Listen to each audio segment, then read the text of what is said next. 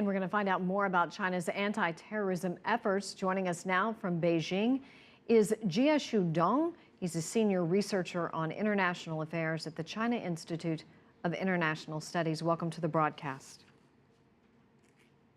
Thanks. How many topics were addressed in this year's meetings? And can you tell us how important was the issue of anti-terrorism? Of course, during the current sessions of the national legislation, they have covered many major topics, and including counterterrorism, because right now China is facing actually increasing threat of terrorism.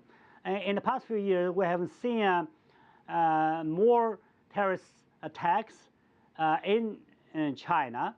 And for example, in Kunming, southwest China, and in Beijing, the heart of the nation. Actually, as we heard earlier in the program, now we have seen quite a number of incidents where examples where the suspects of terrorism travel to beyond the border to join the Islamic State, and then sometimes they come back from the Middle East and engage in terror attacks inside China. So China needs to strengthen counterterrorism with a very specific law.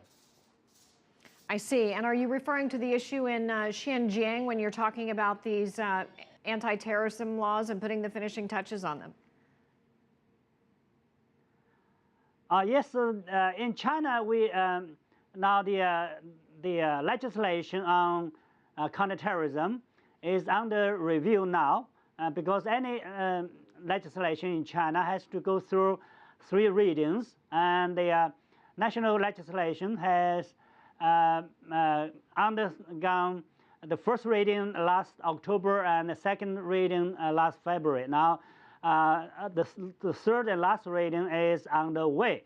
And so people in Xinjiang and across China will wait for this law, because right now China has legislation against terrorism. However, they are covered by several laws and regulations, and there is not a single and specific counterterrorism law on this. So China has to improve on the legislation, mechanism, and the punishment of terrorism, and if actually offer a clearer definition of terrorism, and to make very specific regulation on the action against terrorism. Has there been a lot of progress regarding anti-terrorism since China first began studying this and looking at this in 2011?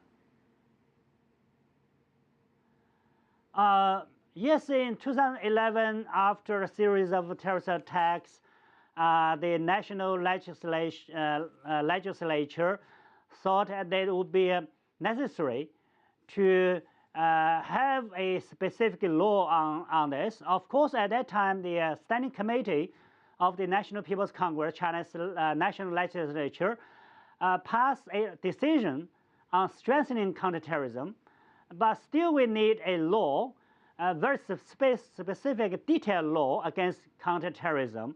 And of course, some countries like the United States have voiced concerns about some of the regulations in the law. For example, China's requirement of technology firms to provide their encryption to the law enforcement authorities, so that the law enforcement authorities can have better access to the information available on the internet, which is used very often by terrorists and terrorist suspects for their terrorist attacks and preparations.